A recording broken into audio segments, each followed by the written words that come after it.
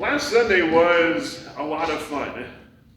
It was fun to be outside, to do all the things that we did. I have never thrown a water balloon in worship before. I have done a lot of other things, and if I can get it worked out, you'll see some other fun, crazy things coming about November or so that I'm gonna try out.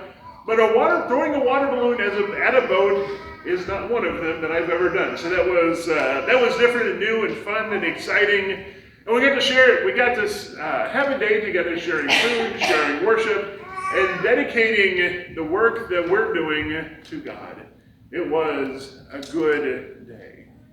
An interesting tidbit of information also to know about that is that continued on throughout the week. We got to the tour lunch on Tuesday, and you all know, because we have done this a bunch of times, that we have chicken salad sandwiches, we have a ham sandwich, and if you've got a ham sandwich, you got to have all the fixings that go on it, and the lettuce for the sandwich came from our own garden. And that was just, it's a small thing, but it's a fun thing just to be able to say, hey, we're eating something that we grew. We could look even to see where it was. It was just a fun part of the week. And so we've been in this series talking about boat stories and talking about being renewed in our faith. And this past week has been one that does that for me. It's been a renewing week. And to top it all off, we got to celebrate Scott and Laura's wedding yesterday. It was a good week. Seeing the activity in the church lifting up who God is and who we're seeking to be as God has called us, and also looking to more of the things that we'll be doing in the future. This is a wonderful time. We remember as we tell these boat stories from the New Testament that as we do all of this, that Jesus is the one who is in control, and that is a good thing because he is the one who can handle all of these things. We look to these stories with boats and water, and we see in the water a symbol of life. And that is life not just in the New Testament and not just in the Old Testament, but also has been a symbol of life throughout human history. And we watch in these stories as these waters, as these seas of creation are brought under the control of the Son of Man so that we can be renewed in life, faith, and hope for the future. And in a couple of weeks, we're going to get to a couple of Paul's stories. Where he is someone who has been renewed by God and has been renewed in his faith, and he is going to go on his own boat journeys. Some that are good, some that are a little bit different, and ones that we wouldn't want to join him on. But we'll see as he lives out that faith in a very different sort of way. And that is the good part of all of this. But you all know, and I know, that everything isn't always easy, right? That sometimes there are some hard things that happen. There are things that we have to deal with, we have to face. Have you ever had to face a fear of anything? I mean, I've had to do that on more than one occasion. It could be something and there are a couple of different types of fears. There are the fears that we have where we can kind of know what the outcomes might be. We might know what the results of them might be. We might be able to keep a handle on the number of different possibilities that come from them, like a fear of heights. I mean, you can go up here, you can stand up here like this, and you can know, if you're depending on where you are, that if you're standing someplace that the safety rail is probably going to catch you and you're going to be fine. Or you can do like my dad does when we are driving through the mountains in Colorado. He just doesn't look down. He has to be in the passenger seat so he can see down if necessary, but he doesn't want to, he just knows where he has to sit in there to be able to handle that. We know kind of what the results of some of those are. I've got a couple of friends, and this one is a strange one, but they're afraid of clowns. Y'all ever heard of that one before? I mean, I get where it comes from because they're kind of creepy, but we know what the result of having a fear of clowns is. You might get squirted in the face from a flower if you get too close to one they've got wearing up on there. You might get stuck in a car with 20 of your closest friends, and someone may have forgotten to put deodorant on that day. But we know the kind of the results of that. Those are still fears, and fears we should always know and name, because we can't handle them if we don't name them, if we don't begin to understand them. But that's one set of fears. Another set of fears, though, are the ones where we don't know what the outcomes are. Where maybe we do know the outcomes, but there's so many of them, they're hard for us to grasp and to hold on to. We don't know, and they just become overwhelming for us. We see folks like that who are on the West Coast right now dealing with the wildfires, where you don't know where the next one is going to pop up. You don't know quite what you're going to have to do with that. We see this with folks who live in dangerous parts of the world, where they still have to go about their lives every day, but they don't know maybe when the next bomb is going to go off, or when the next attack is going to happen, or some of them even they just don't know when the power is going to come on again. We have folks that live in those kinds of places. We have folks that live in places where they can even see the danger coming, or they live in the middle of it, but they just don't know how it's going to end. And those are the times when fear takes over. Where we fear, and that fear can be unknown, and it can raise up feelings inside of us that we don't understand. It can convince us to do things that ordinarily we wouldn't do. It can even take our good or rational thoughts, and they can jumble them up into something that we don't recognize, but we think we've got a handle on it, and we don't know that we're lost. I'm putting all of this together this morning because I felt those kinds of fears. Maybe not the fear of clowns so much, but I felt some of the other ones in there. And the impacts of those fears, and especially of the unknowns, all of those fears are found in our scripture reading this morning on a boat in the Sea of Galilee. Something that I think we forget, at least those of us that don't own boats, is that boats are basically floating bathtubs. That they're watertight on the outside, which is great, but that means they're watertight on the inside, which means if you get water inside of them, unless you've got pumps or something to get the water out, you could take on too much water and sink. And so when a storm comes up and it's raining and the wind blows, and when the wind blows, that means the waves come up and they crash in there and the water comes into the boat, it can be a very fear-inducing moment. And the more water that gets in, the more fear that they have.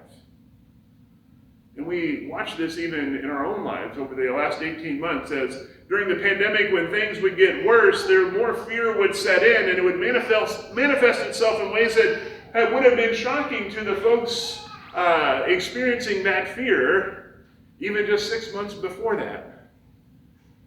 But that's fear inside that is working. We see that in places where disaster strikes, and people will sometimes react badly to that. We wonder why people do crazy things in the middle of a disaster. It's because it's the fear that is getting into the middle of that. And they're making decisions and doing things that sound completely irrational to them, but are based in that fears. And we tell ourselves in those times, in those moments, that we can handle this, that we can do this, that when the fear sets in, that I can rise to the occasion and I can overcome it. You ever said that before? Or ever had that thought? Well, when that happens, I'll be okay. I'll get through that. I'll overcome that. That comes from what we believe about ourselves. That we are rational people, that even in times of stress and even under duress, that we can do something to help ourselves. And that we can overcome that it won't be the thing that controls us. It's also why we still have folks out there that will ask survivors of rape and abuse, why did you just call out for someone? Because we believe that we're stronger than that, and that other people should be stronger than that. And that they should just be able to say, to overcome that. The same thing gets said to addicts and to alcoholics. Why can't you just stop? You know that's not any good for you. Or it gets said very often to people who have some form of mental disease. They say, well, you know what's wrong. You know what you're doing. You know how this all happens. Why can't you just stop? Why can't you just do something differently? All of that is built on an assumption that we can rise to the occasion. That as an individual, we're stronger than that. And in the United States, we have a very particular brand of individualism that will always put ourselves in control of any situation that we're in, whether we actually have control in that moment or not. And when we do that, that is the fear that's talking. That's us watching as the boat is filling up with water.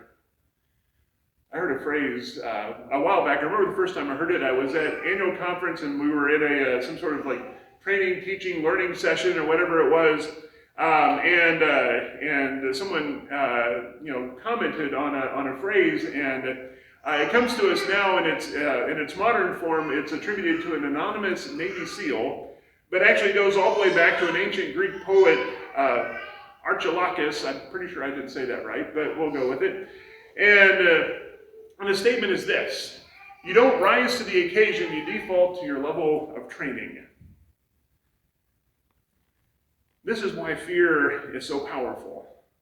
Because if we aren't trained, if we don't know how to react or respond to the unknown, then what is it that we're defaulting to? The disciples, when the storm kicks into high gear, they go to Jesus in fear, and they wake him up because they thought that the end had come. Now think about this for a second. These are guys, many of them who are fishermen, who had been on this lake, on the Sea of Galilee all their lives, who had probably lived through hundreds of storms by the time they got to be 18, and they're scared. What kind of storm is it that has come up that is making these guys who have been through this many times before, what kind of storm is it that is causing them to be fearful? But Jesus stands up, he comes out to them, and he calms down the wind and the waves and brings them down. And the storm calms down.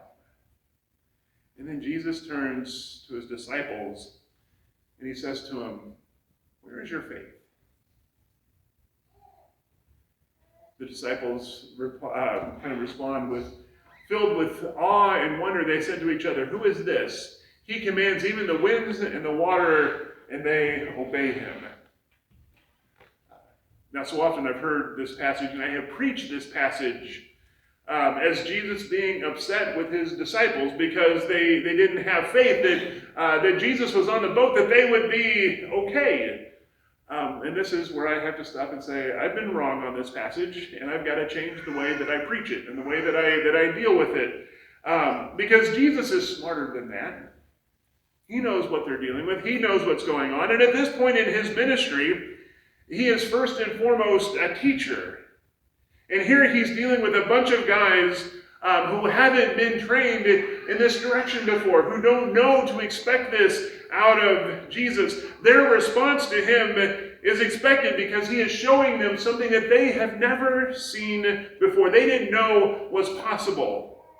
On a boat, your greatest friend is the water. Your greatest enemy is also the water. And Jesus has just demonstrated that he is in control of all of it. Water, the symbol for life.